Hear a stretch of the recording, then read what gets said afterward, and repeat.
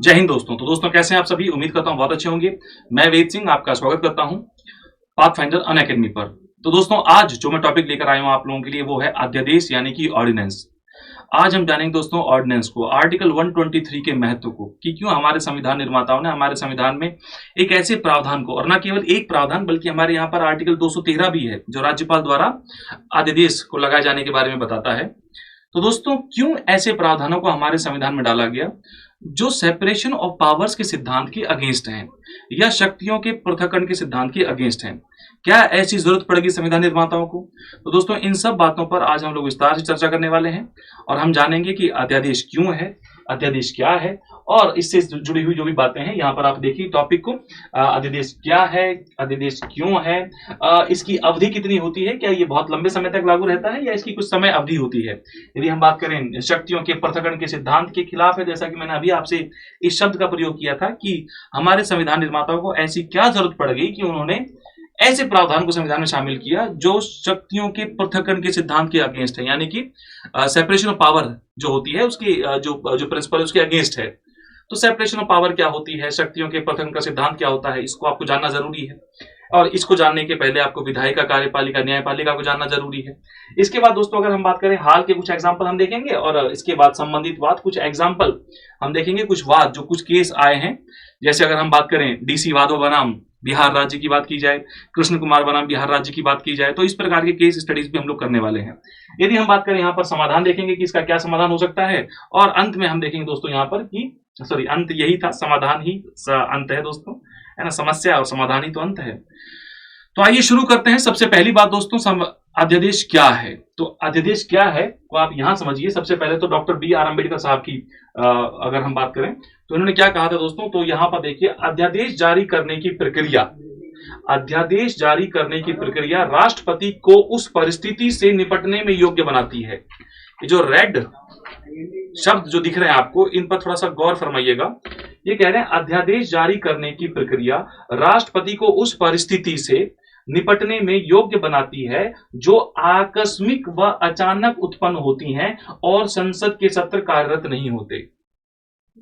मतलब दोस्तों अगर आप इन चारों टर्म को समझ जाएंगे, राष्ट्रपति, परिस्थितियां, आकस्मिक यानी कि कोई अर्जेंट कंडीशन हो गई हो, और संसद के सत्र यानी कि सेशन जो होते हैं पार्लियामेंट के, ये चार शब्दों की यदि आप समझ जाएंगे तो आप अध्यादेश का मूल समझ जाएंगे कि हमारे संविधान निर्माताओं के मन में ऐसी क्या बात थी कि उन्होंने हमारे संविधान में अध्यादेश जैसे प्रावधानों को डाला है जो शक्तियों के पृथक्करण के खिलाफ है। तो दोस्तों सबसे पहली बात तो आप इसी को समझिए कि शक्तियों का पृथक्करण होता क्या है या फिर सेपरेशन ऑफ पावर होता क्या है। देखिए दोस्तों हमारे देश में संविधान है और जहां जहां पर भी लोकतंत्र है दोस्तों वहां पर आप देखेंगे कि आपको संविधान मिलेगा, संवैधानिक संस्थाएं मिलेंगी। अब संविधान करता क्या है दोस्तों, तो संविधान क्या करता है, तो संविधान दोस्तों शासन को विभिन्न भागों में बांट देता है। संविधान क्या करता है दोस्तों, तो संविधान शासन को विभिन्न भागों में बांट देता है। कैसे बांट देता है, तो देखिए अगर मैं कहूं आपसे कि संविधान जो है ये शासन को विभिन्न अंगों में बांट देता है, तो कैसे बांटता है, तो दोस्तों इसने कर दिया कि भैया एक अंग होगा विधायिका जिसको आप लोग कहते हैं लेजिस्लेचर, एक अंग होगा दोस्तों कार्यपालिका या जिसको आप लोग कहते हैं क्या, जिसको आप लोग कहते हैं एग्जीक्यूटिव, और दोस्तों एक ऑर्गन होगा कौन सा, एक ऑर्गन होगा न्यायपालिका यानी कि जुडिशरी। तो संविधान ने क्या किया, संविधान ने तीन अंग में बांट दिया शासन को, विधायिका, कार्यपालिका और न्यायपालिका। अब विधायिका को क्या कार्य दिया गया दोस्तों, विधायिका को कहा गया कि भैया तुम्हारा काम क्या है, तुम्हारा काम है कानून बनाना, टू मेक लॉज, कानून बनाना, ये आपका काम है। कार्यपालिका का काम क्या है दोस्तों, तो एग्जीक्यूटिव का काम है उन कानूनों को लागू करना। देखिए नाम में ही दिया हुआ है एग्जीक्यूटिव, एग्जीक्यूट करने वाली संस्था, कानूनों को एग्जीक्यूट करने वाली संस्था। तो गौर से इस बात को देखिएगा आप लोग, विधायिका का काम क्या है, कानून बनाना, कार्यपालिका का काम क्या है, उन कानूनों को लागू करना, और दोस्तों न्यायपालिका का काम क्या है, अगर उन कानूनों में कोई विवाद होता है तो उसका निपटान करना, है ना। ये एक तरीके से क्या है, ये एक तरीके से समाधान करने वाली संस्था है, विवादों का निपटान करने वाली संस्था है। तो दोस्तों ये है शासन के तीन अंग, और तीन अंग किए किसने हैं, संविधान ने। क्यों किए, तो भाई अगर किसी एक अंग में सब शक्तियां होंगी तो दोस्तों कहीं ना कहीं वो मामला पहुंच जाएगा राजतंत्र के आसपास, क्योंकि राजा के अंदर विधायिका, कार्यपालिका, न्यायपालिका सबकी पावर्स होती हैं, राजा सब विधियों से ऊपर होता है, लेकिन लोकतंत्र में राजा नहीं होता, लोकतंत्र में कौन है दोस्तों? लोकतंत्र में संविधान है और संविधान ने शासन के 3 अंग कर दिए और काम बड़े स्पष्ट रूप से बांट दिया, विधायिका, कार्यपालिका और न्यायपालिका का। विधायिका को कह दिया कि भैया आपका काम कानून बनाना है, कार्यपालिका को कह दिया आपको उनको एग्जीक्यूट करना है, उनको लागू करना है, और न्यायपालिका से कह दिया कि भैया आपका काम है उनकी रक्षा करना, या कोई विवाद होता है उन कानूनों में तो उसको डिस्प्यूट को रिजॉल्व करना, विवाद का समाधान करना। अब ये है दोस्तों सेपरेशन ऑफ पावर। इसी कॉन्सेप्ट को आप क्या कहते हैं? इसी को आप कहते हैं सेपरेशन ऑफ पावर, यानी कि शक्तियों का पृथक्करण। और मैंने आपसे कहा कि अध्यादेश जो प्रावधान है संविधान में हमारे, जो आर्टिकल 123 में राष्ट्रपति को पावर देता है, जो आर्टिकल 213 में राज्यपाल को पावर देता है दोस्तों, ये जो प्रावधान है ये शक्तियों के पृथक्करण के सिद्धांत के अगेंस्ट है। तो सबसे पहली बात तो आपने ये जान ली कि शक्तियों का पृथक्करण क्या है। अब मैं आपसे कह रहा हूं कि ये शक्तियों के पृथक्करण के सिद्धांत के अगेंस्ट है। कौन? अध्यादेश। वाई? क्यों? तो दोस्तों इसमें होता यह है कि कार्यपालिका विधायिका के कार्य कर रही होती है। कार्यपालिका जो है दोस्तों, कार्यपालिका अगर हम बात करें तो राष्ट्रपति, प्रेसिडेंट जो है, जिसमें संघीय कार्यपालिका की सभी शक्तियां निहित हैं दोस्तों। और ये पद क्या कर रहा है? ये पद कानून बनाने का कार्य करता है। कानून बनाने का काम किसका है दोस्तों? कानून बनाने का काम होता है विधायिका का, लेजिस्लेचर का। जबकि यहां अगर हम देखें दोस्तों, क्योंकि राष्ट्रपति को भी देखते वक्त आपको एक आर्टिकल यहां समझना चाहिए, और अगर आपको पता नहीं है दोस्तों तो हम डीपली आगे चीजों को पढ़ेंगे भी, तो आपको वहां समझ में आएंगी चीजें। हमारे संविधान का एक आर्टिकल है दोस्तों 74 क्लॉज 1। कौन सा है? 74 क्लॉज 1, जो कहता है कि राष्ट्रपति को सलाह और सहायता के लिए, राष्ट्रपति को सलाह और सहायता के लिए एक मंत्री परिषद होगा जिसका मुखिया प्रधानमंत्री होगा। तो दोस्तों यहां पर राष्ट्रपति जो हैं वो इस मंत्री परिषद की, जिसका मुखिया प्रधानमंत्री होता है, इसकी सलाह पर कार्य करते हैं। और ये क्या है दोस्तों? अगर हम बात करें मंत्री परिषद क्या है, तो council of ministers is nothing but the executive, वो तो दोस्तों कार्यपालिका है। और जो अध्यादेश बनाया गया है वो क्या है? वो कानून की भांति है। अध्यादेश के बारे में आपको जानेंगे भी आप लोग आगे चलकर। अध्यादेश में वही बल, वही शक्ति होती है जो कानून में होती है। इसका मतलब है कि दोस्तों यहां तो कार्यपालिका कानून बना रही है। मैंने अभी आपसे कहा था कि शक्तियों के पृथक्करण का सिद्धांत बड़ा स्पष्ट है। विधायिका, कार्यपालिका, न्यायपालिका काम बड़े स्पष्ट तौर पर बांटे गए हैं। लेकिन यहां पर आप क्या देख रहे हैं कि कार्यपालिका द्वारा विधायिका के कार्य क्षेत्र में घुसपैठ की गई है। विधायिका के कार्य क्षेत्र में घुसपैठ की गई दोस्तों। अगर विधायिका के कार्य क्षेत्र में घुसपैठ कर रही कार्यपालिका, तो ये बताइए इसको आप लोग शक्तियों के पृथक्करण के सिद्धांत के अगेंस्ट कहेंगे कि नहीं कहेंगे? कहना ही पड़ेगा दोस्तों, कहना ही पड़ेगा, क्योंकि है ही अगेंस्ट। इसीलिए मैंने आपसे कहा। अब सवाल ये पैदा होता है कि साहब अगर ये इस सिद्धांत के अगेंस्ट है, जो कि बहुत जरूरी सिद्धांत है, लोकतंत्र में होना जरूरी है, संविधान यही करता है, तो सर ये तो कहीं ना कहीं गड़बड़ बात है। तो हमारे संविधान निर्माताओं ने जानबूझकर क्यों ऐसा किया? दोस्तों यहां आपको इस बात को समझना पड़ेगा। अध्यादेश कब जारी किया जाता है आप इसको समझिए, उसके बाद आप इस रीजन को समझने में सक्षम होंगे कि क्यों हमारे संविधान निर्माताओं ने आर्टिकल 123, 213 को संविधान में डाला है। सबसे पहली बात तो दोस्तों भारत में कानून कैसे बनता है? अगर हम बात करें भारत में कानून बनने की, दोस्तों भारत में कानून बनता है, कोई बिल पहले किसी एक हाउस में आएगा, फिर पास होके वो अगले हाउस में जाएगा, फिर पास होके वो जाएगा किसके पास? प्रेसिडेंट के पास। जैसे ही प्रेसिडेंट उस पर अपनी सहमति दे देंगे, उस पर अपना साइन कर देंगे, वो क्या बन जाएगा? वो बन जाएगा एक्ट या फिर कानून। और जब तक राष्ट्रपति ने उस पर अपनी सहमति नहीं दी है, जब तक दोस्तों राष्ट्रपति ने उस पर अपनी सहमति नहीं दी है, तब तक वो क्या है? तब तक आप उसे जानते हैं बिल के नाम से, बिल या फिर विधेयक के नाम से। लेकिन जैसे ही दोस्तों राष्ट्रपति उसे अपनी सहमति दे देते हैं, वो क्या बन जाता है? एक्ट बन जाता है। ये सवाल भी पूछा गया है बिहार पीसीएस में एक बार कि कोई विधेयक कानून कब बनता है? तो राष्ट्रपति की सहमति प्राप्त करने के पश्चात। दोस्तों तो आपने देखा कि भारत में कानून कैसे बनेगा? कोई बिल किसी एक हाउस में आएगा, फिर वो पास होके अगले हाउस में जाएगा, फिर वो पास होके राष्ट्रपति के पास जाएगा। जब राष्ट्रपति इस पर साइन करेंगे तो वो एक्ट बनेगा। इसका मतलब ये हो गया दोस्तों कि भारत में कानून बनाने के लिए इन दोनों सदनों का साथ होना बहुत जरूरी है, क्योंकि एक सदन बिल लेकर आएगा, फिर अगला हाउस को पास करेगा, फिर प्रेसिडेंट के पास जाएगा। लेकिन दोस्तों ये जो दोनों सदन है, लोकसभा और राज्यसभा, ये पूरे साल एक साथ नहीं बैठते। ये पूरे साल एक साथ नहीं बैठते हैं, ये कुछ समय के लिए एक साथ आते हैं। ये कुछ समय के लिए एक साथ आते हैं और उन्हीं समय को कहा जाता है दोस्तों सत्र, यानी कि सेशंस। उसी को क्या कहते हैं आप लोग? उसी को कहते हैं सत्र या फिर सेशंस। और सत्र होते हैं 3। सत्र कितने होते हैं दोस्तों? सत्र होते हैं 3। एक को आप कहते हैं बजट सत्र, एक को आप कहते हैं मॉनसून सेशन, और एक को आप कहते हैं विंटर सेशन। तो बजट सत्र, मॉनसून सत्र और विंटर सेशन या फिर शीतकालीन सत्र। अब इन सत्रों के आने का कोई निर्धारित समय नहीं होता है, एक अप्रोक्सीमेशन होता है कि बजट सेशन जो है दोस्तों ये आता है आपका फरवरी से लेकर मई के बीच में। अगर हम बात करें मॉनसून सेशन की तो ये आता है आपका जुलाई से लेकर सितंबर के बीच में। और दोस्तों अगर हम बात करें विंटर सेशन की तो ये आता है आपका नवंबर से लेकर दिसंबर के बीच में। मैं फिर कह रहा हूं आपसे, इनकी कोई डेट समय निर्धारित नहीं है, ये अमूमन इस समय के दौरान आते हैं। अब वो फरवरी से लेकर मई के बीच में कभी भी आ सकता है। लेकिन अगर मैं बात करूं आप लोगों से, जो आपका विंटर सेशन होगा ये आप लोगों का नवंबर से लेकर दिसंबर के बीच में आएगा, और जो मानसून सेशन होगा दोस्तों ये आएगा आप लोगों का जुलाई से लेकर सितंबर के बीच में। संविधान में 3 सत्रों की बात नहीं कही गई है। यह सवाल था 2021 यूपीएससी प्रीलिम्स का। यूपीएससी 2021 का दोस्तों सवाल था ये प्रीलिम्स का। जो टॉपिक अभी आप लोग इस ब्रीफ सीरीज में देख रहे हैं, मैंने इसके पहले आपके लिए एक संसदीय व्यवस्था वाला कॉन्सेप्ट लेकर आया था, आज मैं इस कॉन्सेप्ट को लेकर आया हूं। ये सब कॉन्सेप्ट आपके प्रीलिम्स में और मेंस में बराबर यूजफुल होते हैं। लगातार आप इनको मेंस में और प्रीलिम्स में देखते हैं इन सवालों को।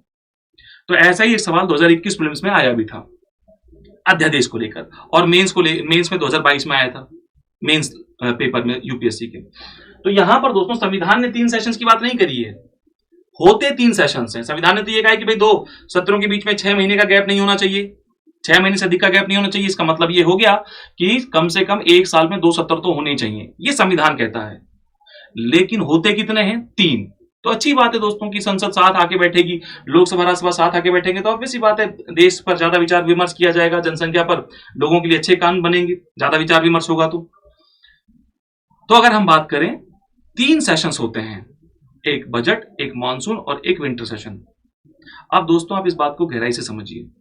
मैंने आपसे कहा था कि देश में कानून कैसे बनता है, तो आपने कहा सर देश में कानून बनता है, कोई बिल किसी एक हाउस में आएगा, फिर वो अगले हाउस में जाएगा पास होके, फिर वो प्रेसिडेंट के पास जाएगा, राष्ट्रपति के पास जाएगा, और जब राष्ट्रपति उस पर साइन करेंगे तो वो बनेगा एक्ट या फिर कानून।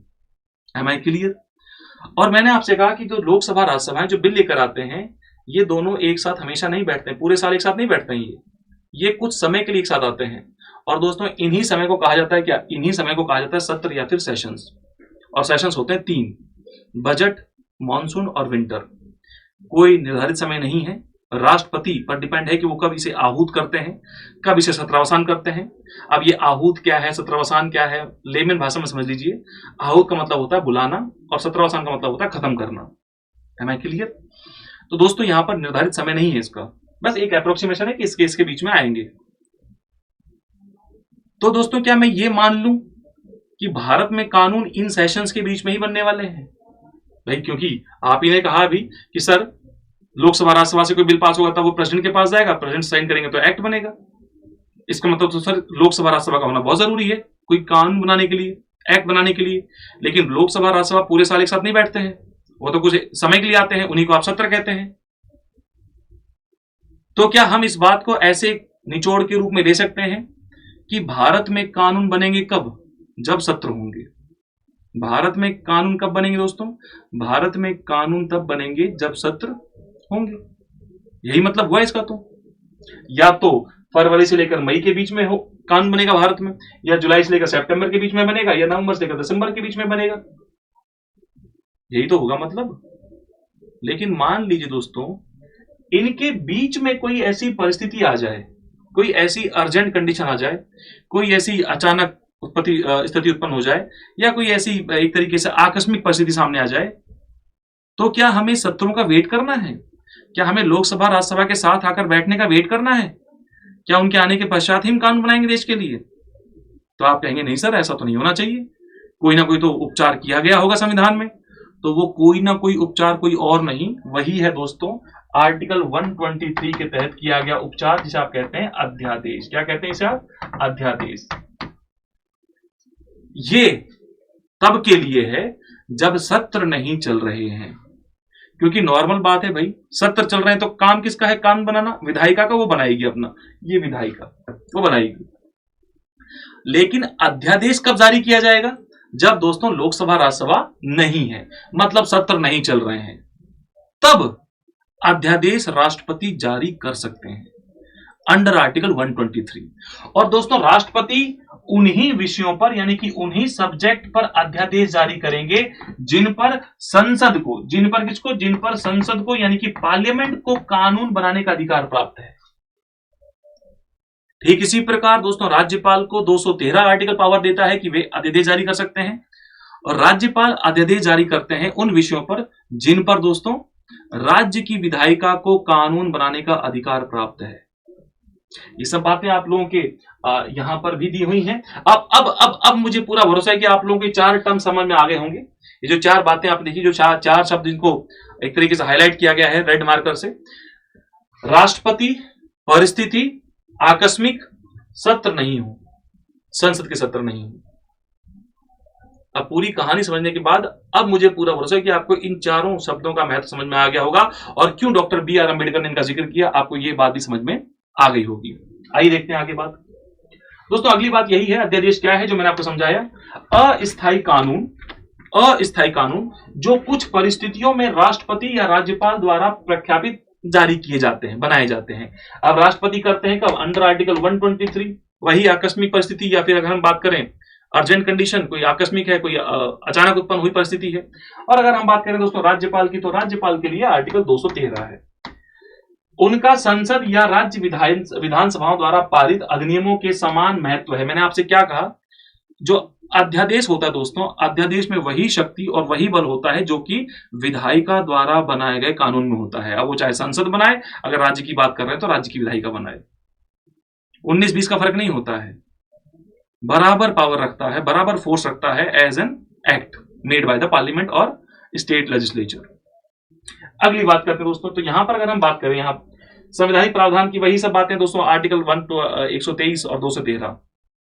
अब एक सवाल जो आपके जहन में उठना चाहिए दोस्तों, वो सवाल ये है कि सर ठीक है, हमने मान लिया कि हमारे संविधान निर्माताओं ने, क्योंकि भाई सीधी सी बात है, हमारा जो देश है वो नया नया निर्मित हुआ था उस समय, 1947 में हमको आजादी मिली, और आजादी के पश्चात दोस्तों हमारे पास बहुत सारी समस्याएं थी। प्रशासनिक समस्याएं अलग थी, आर्थिक समस्याएं अलग थी, क्योंकि बंटवारा हुआ, बंटवारे के बाद आपने देखा किस प्रकार से चीजों को समेटा गया, किस प्रकार से भारत को भारत बनाया गया, देशी रियासतों का विलय किया गया। इसके अलावा यदि हम बात करें तो ब्रिटिश प्रोविंसेस को जोड़ा गया। तो इस तरीके से भारत बना है। भारत कोई अमेरिका की तरह राज्यों के समझौते से नहीं बना हुआ दोस्तों। अब ऐसे में नवनिर्मित राष्ट्र अभी बना है, और ऐसे में हमारे संविधान निर्माता ये बात जानते थे कि यदि हम ऐसे प्रावधान नहीं डालेंगे तो देश के लिए बहुत संकट हो सकता है। क्योंकि आपने अभी कहा कि कानून कब बनेंगे, तो सत्रों में बनेंगे, लेकिन अगर सत्र नहीं है और नवनिर्मित देश के सामने कोई ऐसी परिस्थिति आन खड़ी हुई जिसमें जरूरत है देश के लिए कानून बनाने की, तो क्या किया जाए? सत्र तो नहीं चल रहे, तो क्या किया जाए? इसीलिए संविधान में आर्टिकल 123 और 213 को शामिल किया गया कि जब सत्र नहीं चल रहे हैं उस दौरान राष्ट्रपति को केंद्र या संसद की जो सूची है उस पर कानून यानी कि अध्यादेश जारी करने का अधिकार है। वो कानून के बराबर ही होता है दोस्तों एक तरीके से अध्यादेश, और राज्यपाल उन राज्य सूची के जो विषय हैं उन पर कानून यानी कि अध्यादेश जारी कर सकता है।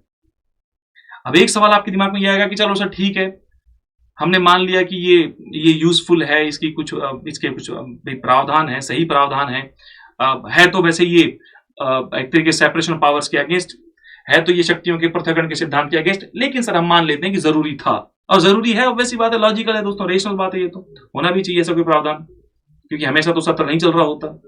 लेकिन उस दौरान यदि समस्या हो जाए तो क्या किया जाए? तो ऐसे में आप लोग अध्यादेश के माध्यम से देश के लिए कोई अस्थायी कानून बना सकते हैं, जैसे पीछे बनाए भी गए हैं। अभी आपने देखा पीछे भी कई सारे कानून, कोविड-19 में जब सेशन नहीं चल रहे थे तो उस समय बनाए गए कानून दोस्तों, कृषि कानून जो बनाए गए थे ये कृषि अध्यादेश के माध्यम से लाए गए थे, अध्यादेश लाया गया था, क्योंकि उस समय संसद नहीं बैठ रही थी, सत्र नहीं चल रहे थे उस समय। अब आपके जहन में एक सवाल होगा कि ठीक है सर, ये हमने मान लिया कि ये आकस्मिक परिस्थितियों के लिए है या अचानक उत्पन्न हुई परिस्थितियों के लिए है, जरूरी है बहुत, लेकिन कब? तब सत्र ना चल रहे हों, जब सेशंस ना चल रहे हो सर, ये तब के लिए जरूरी है। आपने इस बात को मान लिया, तो सर इसका कोई तो एक टाइम होगा, कोई अवधि तो होगी। ये थोड़ी है कि ये एक तरीके से ओवरलैप कर देगा जो संसद द्वारा बनाए गए कानून है या जो राज्य विधानमंडल द्वारा बनाए गए कानून है, उनको सर ओवरलैप तो नहीं कर देगा। ये कोई तो समय अवधि होनी चाहिए। बिल्कुल दोस्तों, समय अवधि है इसकी, और इसकी समय अवधि क्या है तो समझिए इस बात को दोस्तों। राष्ट्रपति द्वारा अगर मैं कहूं आपसे, अब राष्ट्रपति ने मान लीजिए अध्यादेश जारी कर दिया 1 जून को, एक एग्जांपल लेते हैं और मैं आपको समझाने का प्रयास करता हूं कि इसकी अवधि कितनी होती है, इसका टर्म कितना होता है। तो राष्ट्रपति के द्वारा जब इसको जारी किया गया तो राष्ट्रपति की घोषणा के बाद सत्र के आने के, अब सत्र का मतलब है दोस्तों कि लोकसभा और राज्यसभा आ गए हैं, लोकसभा और राज्यसभा आ गए हैं। मान लेते हैं 1 अगस्त को आए हैं, तो राष्ट्रपति की घोषणा के बाद जो 1 जून को हुई थी, सत्रों के आने के 6 हफ्ता, कितने 6 वीक्स तक ये लागू रहता है, 6 हफ्तों तक ये लागू रहता है। अगर इन 6 हफ्तों में लोकसभा और राज्यसभा ने इसे पारित कर दिया, इसका अनुमोदन कर दिया, इसको रेक्टिफाई कर दिया, तो दोस्तों फिर ये वही एक्ट बन जाएगा, कानून बन जाएगा, क्योंकि अब इसमें लोकसभा राज्यसभा की सहमति हो ही गई है, राष्ट्रपति के पास सहमति पहले से ही थी, उन्होंने तो जारी ही किया था। तो कानून कैसे बनता है देश में, पता है ना आप लोगों को, लोकसभा से राज्यसभा, राज्यसभा से प्रेसिडेंट, पास किया तो एक्ट। तो अब तीनों की सहमति आपके सामने है।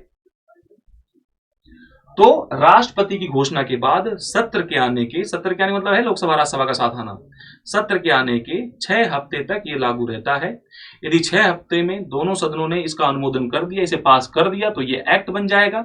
और यदि 6 हफ्तों में इसे पास नहीं किया गया तो दोस्तों ये 6 हफ्ते बाद खत्म हो जाएगा। तो ये इसकी समयावधि है, इतने समय तक ये परिवर्तन में रहता है। तो दोस्तों आज की जो सीरीज थी, जिसमें आप लोगों को मैं एक टॉपिक ब्रीफ में समझाने का प्रयास कर रहा हूं, उसमें आज आपने देखा अध्यादेश के बारे में। बाकी अध्यादेश को और डिटेल से आप जानेंगे आगे आने वाले आपके सेशंस में, जहां पर हम डिटेल से इस पर चर्चा करेंगे। काफी लंबी चर्चाएं होंगी, इस पर विस्तार से हम चर्चा करने वाले हैं। तो ये आप लोगों का लेक्चर नंबर 2, जिसमें आप लोगों ने देखा अध्यादेश के बारे में। अब यहां पर दोस्तों एक और बात जो आपके लिए बहुत जरूरी है, आपके लिए दोस्तों बहुत ही शानदार तरीके से जो बैच डिजाइन किए गए हैं, ताकि आपको बहुत आपकी सफलता तक पहुंचाया जा सके, आपको उस मुकाम तक पहुंचाया जा सके जिस मुकाम की आपने चाहत रखी है दोस्तों। और केवल न्यूनतम शुल्क पर, जिसे कहते हैं कि मिनिमल फीस, न्यूनतम शुल्क पर आपको आपके उस मुकाम तक पहुंचाने के लिए हमारे द्वारा जो लॉन्च किया गया दोस्तों, वो है Agnipath comprehensive batch. Agnipath comprehensive batch में आप इनरोल कर सकते हैं, 3 जुलाई से ये शुरू होने वाला है। इसके अलावा दोस्तों यदि हम बात करें तो यहाँ पर CSET का बैच है आपके पास, अगर आप चाहें तो CSET का बैच अवेल कर सकते हैं। बहुत ही शानदार फैकल्टी, इम्तियाज सर, 2500 रुपए का मात्र ये बैच है आप लोगों के लिए, इसको भी आप ले सकते हैं। CSET के लिए जैसा कि 2023 में पेपर आया था, थोड़ा सा आपने देखा कि एक स्टैंडर्ड ऊपर बढ़ाया गया है CSET का, आप इसे ले सकते हैं यदि आप चाहें तो। इसके बाद यदि हम कहें दोस्तों, path finder Agnipath prelims test series है आपके लिए, 30 GS प्लस 10 CSET टेस्ट है, ओनली एट 3000 रुपीज है। ये सब आप अवेल कर सकते हैं। 24 सेक्शन GS टेस्ट है, 8 फुल लेंथ GS टेस्ट है, और 8 दोस्तों CSET टेस्ट होंगे। इस कॉस्ट में आपको ये मिल जाएंगे, और कॉस्ट मतलब दोस्तों बिल्कुल मिनिमल है, न्यूनतम है। यदि हम बात करें पाथ फाइंडर अग्निपथ बैच है, जिसमें आप लोगों का वही जो अग्निपथ बैच में बात बताइए, आपको सर्वश्रेष्ठ टीम है देश की, बहुत शानदार फैकल्टीज हैं, उनके द्वारा आपको पढ़ने का मौका मिलेगा। पाथ फाइंडर बोध बैच दोस्तों, पाथ फाइंडर हिंदी चैनल द्वारा, यानी कि हिंदी के बालकों के लिए, हिंदी मीडियम के बच्चों के लिए पूरी तरीके से डिवोटेड, पूरी तरीके से डेडिकेटेड बैच है बोध बैच। ये बोध बैच दोस्तों आप लोगों का 15 जुलाई से शुरू हो रहा है, और इस 15 जुलाई इस टीम में आपके सामने भी बहुत सारे फैकल्टीज हैं, बहुत शानदार फैकल्टीज होंगे। ये डेडिकेटेड है for only Hindi medium students. इसमें भी दोस्तों आप लोगों को बहुत सारी चीजें मिलेंगी, चाहे वो सुपर नोट्स के स्तर पर हो, चाहे वो आप लोगों के लाइव आवर्स के स्तर पर हो, आपके टेस्ट के स्तर पर हो। तो दोस्तों इस बोध बैच से जुड़ सकते हैं आप लोग, 15 जुलाई से ये बैच शुरू हो जाएगा। पाथ फाइंडर हिंदी, आप चैनल को सब्सक्राइब कीजिए, वहां पर हमारे द्वारा लगातार वीडियोस दिए जाते हैं, लगातार आपको पढ़ाया जाता है, और आप वहां जाके देखिए, आपकी फैकल्टीज आप समझिए, चीजों को देखिए, किस प्रकार से आप आगे बढ़ेंगे, आपकी रणनीति क्या होनी चाहिए, आपकी स्ट्रेटेजी क्या होनी चाहिए, ये सब बातें आपको वहां से डिटेल से बताई जाएंगी। तो चलिए दोस्तों, मिलते हैं अगले सेशन में, तब तक के लिए आपका दिन शुभ हो। धन्यवाद दोस्तों।